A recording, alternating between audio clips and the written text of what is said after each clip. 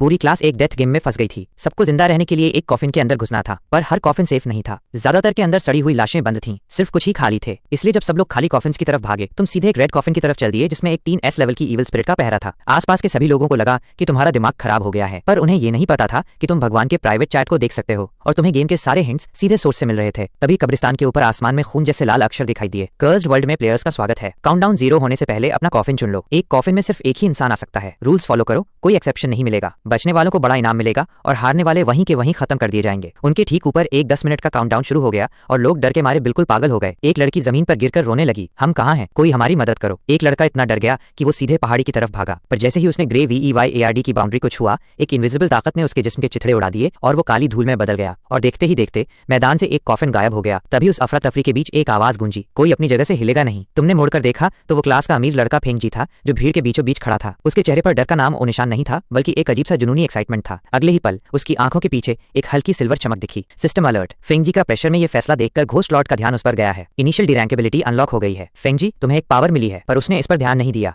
और सीधे सबसे पास वाले ब्लैक कॉफिन की तरफ बढ़ा। ये क्या है? इसके अंदर एक आधी सड़ी हुई लाश है जिसके नाखून पंजों जैसे हैं। उसकी एक्स सॉन्ग यिंगिंग सबसे पहले होश में आई। फेंगजी, क्या तुम अंदर देख सकते हो? प्लीज मुझे बताओ कौन सा सेफ है। फेंगजी ने उसे देखा पर उसे दूर नहीं किया। फिर वो सब पर चिल्लाया, यहाँ आओ सब, अगर जिंदा रहना है तो मेरी बात सुनो। बस इतना कहना काफी था। एक एक करके सब उसके आसपास जमा होने लगे। फेंगजी, प्लीज हमारी मदद करो, जो तुम कहोगे हम वही करेंगे। फेंगजी ने हल्की सी अकड़ के साथ अपनी ठुड्डी ऊपर उठाई। उसके चेहरे पर एक घमंड भरी मुस्कान आ गई। फिर उसकी नजर तुम पर पड़ी, जो भीड़ के एक कोने में चुपचाप खड़े थे। ओ शिन्युआन, तुम भीख क्यों नहीं मांग रहे? तुमने तो कहा था ना कि तुम यिंगिंग के लिए कुछ भी कर सकते हो। फेंगजी के पास एक गिफ्ट है, तुम्हारे पास क्या है? घुटनों पर बैठो और भीख मांगो। तुम बस वहीं खड़े रहे, नजरें नीचे किए, और फेंगजी को लगा कि तुम सदमे में हो, इसलिए वो मुड़ा और सॉन्ग यिंगिंग के साथ कॉफिन्स चेक करने लगा। पर किसी को नहीं पता था कि तुम्हारी आंखों के सामने पहले से ही गोल्डन टेक्स्ट चल रहे थे। नया राउंड, नए बेवकूफ। इन नीचे दर्जे के कीड़े मकोड़ों को कुछ नहीं पता। जब टाइमर 0 होगा तो हेडलेस ज़ॉम्बीज उन सबको साफ कर देंगे जो कॉफिन के बाहर होंगे। तुम्हारी आंखों की पुतलियां सिकुड़ गईं और सुनहरे अक्षर तेजी से आगे बढ़ने लगे। असली ट्विस्ट तो ये है, कॉफिन्स के अंदर की रॉटिंग कॉर्प्सेस ही एक्चुअली तुम्हें जिंदा रखेंगी। मौत की बदबू जिंदा लोगों की भूख को छुपा देती है। ज़ॉम्बीज लाश की बू सूंघकर आगे निकल जाएंगे। वो भविष्य देखने वाला लड़का